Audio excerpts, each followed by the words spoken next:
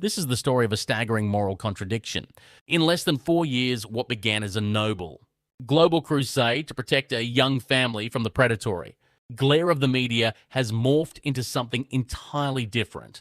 What looked like a simple promotional gift arriving on the doorsteps of Hollywood elites was actually a devastating metaphor for commercial desperation.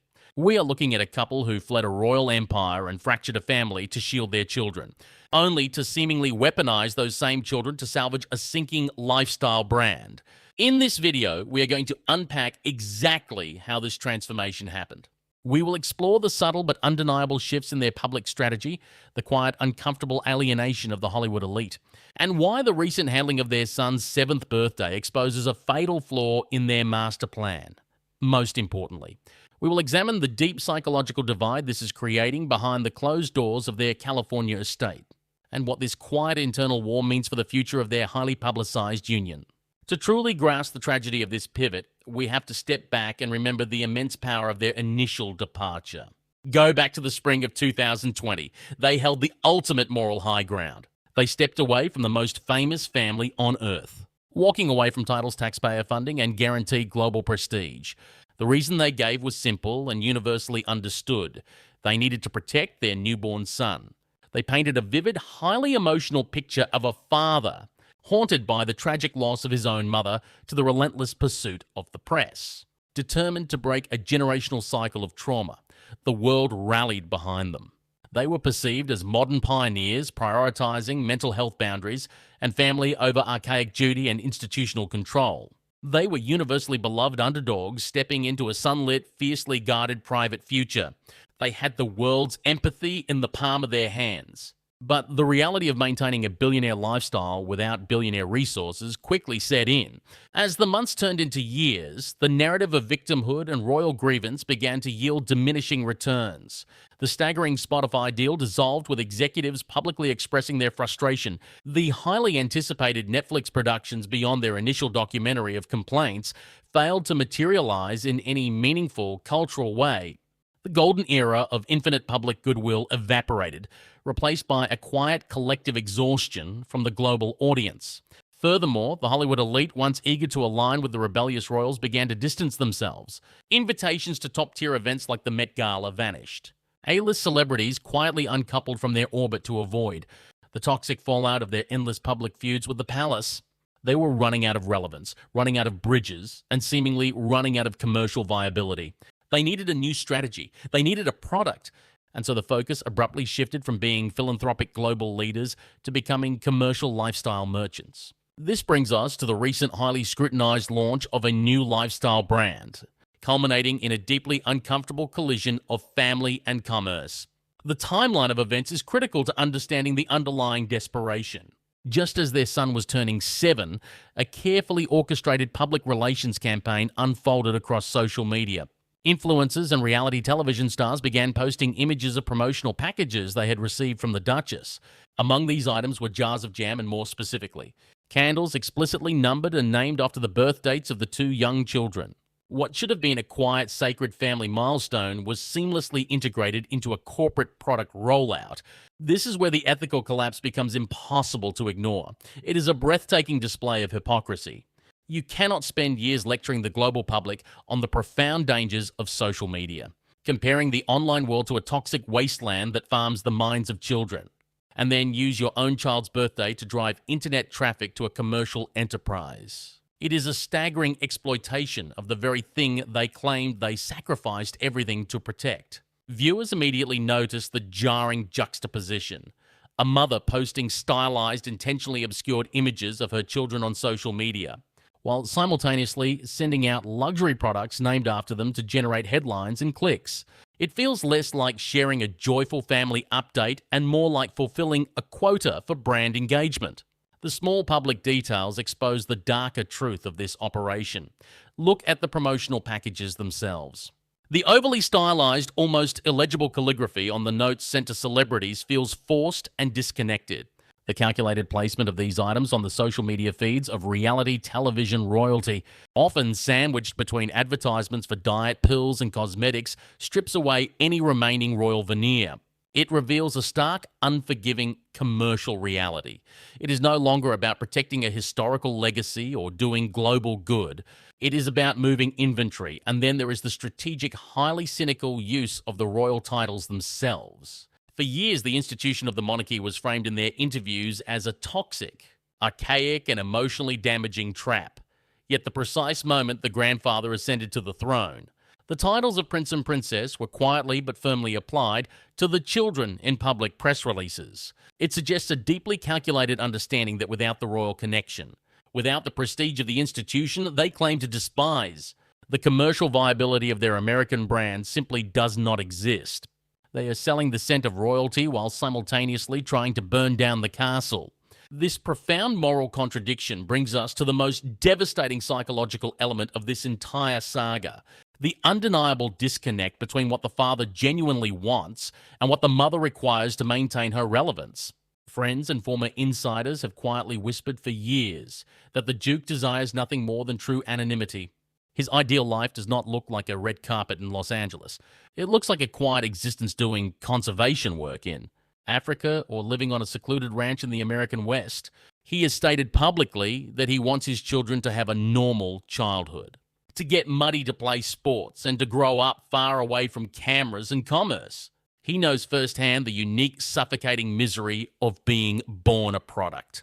He is a man who visibly despises the paparazzi, yet he now finds himself trapped in a reality where his own household operates like an aggressive public relations firm, turning private family milestones into monetized content.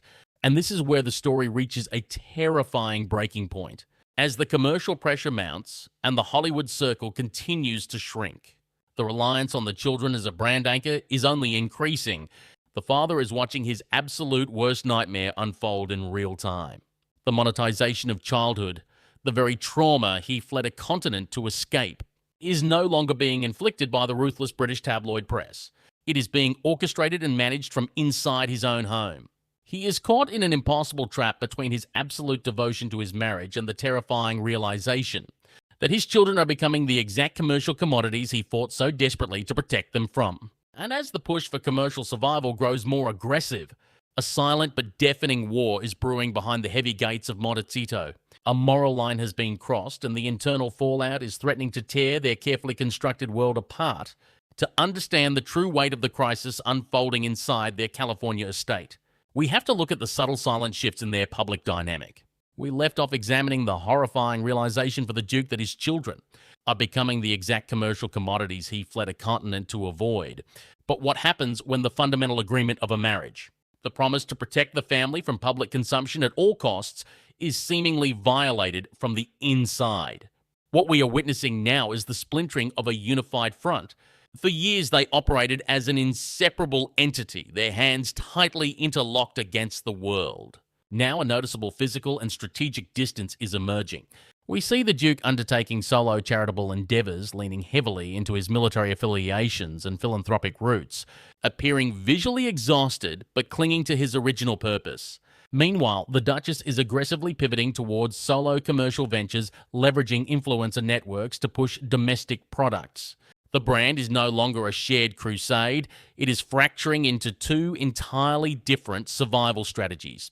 This division is not merely a business pivot, it is the visual manifestation of a profound ideological rift.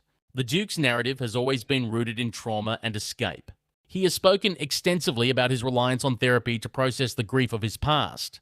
But therapy is designed to help you build boundaries, not to help you build a lifestyle brand.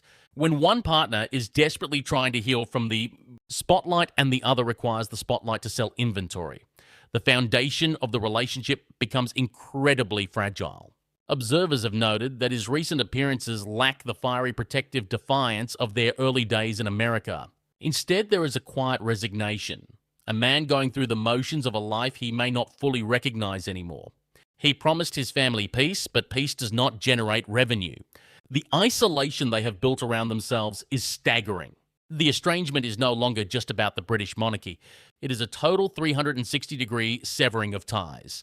The maternal grandfather remains in declining health, completely cut off, having never met the grandchildren who share his blood.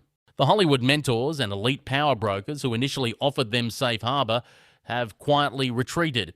This leaves the couple entirely dependent on a small, tightly controlled inner circle of public relations managers and brand strategists. When you burn every bridge to your past and alienate your present allies, your children become the only remaining uncontested assets. That is the dark psychological truth behind featuring a 7-year-old on a commercial mood board. It is not an act of sharing. It is an act of holding onto the very last piece of leverage they have. And while this internal crisis deepens, we must look at the reaction across the Atlantic.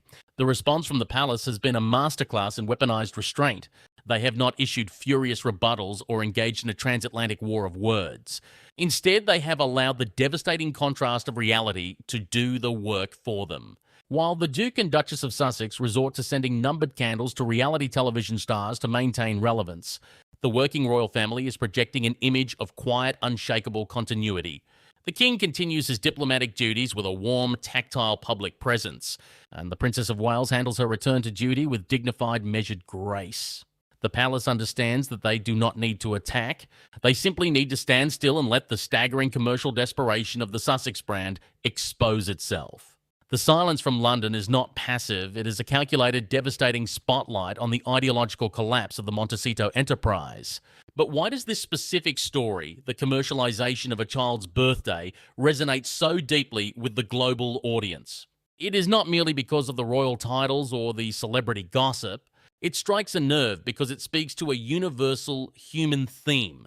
It is the tragedy of witnessing a pure intention become corrupted by ambition.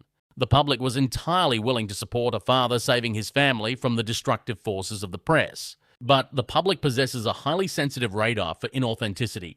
When the narrative of victimhood is repackaged and monetized, when the children who were supposed to be shielded are quietly pushed to the front of a marketing campaign, empathy turns to cold, hard cynicism.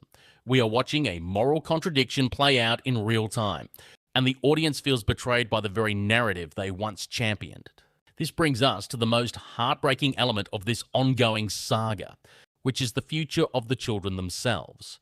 They hold the titles of prince and princess, yet they are growing up in an American landscape that fundamentally does not recognize or understand royalty. They are isolated from the vast, sprawling network of cousins, the shared history, and the protective, albeit flawed, embrace of the royal institution. Reports from credible sources suggest that the Duke harbors a deep, unresolved sorrow regarding this exact isolation. He knows the value of the lifelong bonds forged within the royal fold. He understands what it means to wander the halls of Buckingham Palace to have that shared, unbreakable familial history. He traded that golden cage for the promise of a normal life, only to find his children being quietly positioned as the foundational pillars of a luxury lifestyle brand. What looked like a small public moment, a jarring social media post, and a box of promotional jam was actually a definitive turning point. It marked the end of the philanthropic illusion and the beginning of a harsh commercial reality. The bridges to their past have been burned, the Hollywood elite have quietly stepped away, and the original noble mission has seemingly been abandoned in favor of brand survival. We are no longer watching a modern fairy tale of escape and freedom. We are watching a highly produced, increasingly isolated enterprise struggling to justify its own existence. The tragedy of this story is not that they left the royal family. The tragedy is that in their desperate pursuit of a private life, they built an entirely new cage. One where survival depends on the constant, exhausting exploitation of their own private reality. As the years go on and the children grow older, the pressure on this fractured brand will only intensify. What remains to be seen is whether the human emotional core of this family can survive the immense weight of the empire they are so desperately trying to build. Thank you for joining me for this deep dive into the underlying psychological currents of this ongoing story. If you appreciate this kind of forensic analysis, take a moment to subscribe and share your thoughts. The conversation is far from over, and we will be here to unpack every subtle signal as it happens.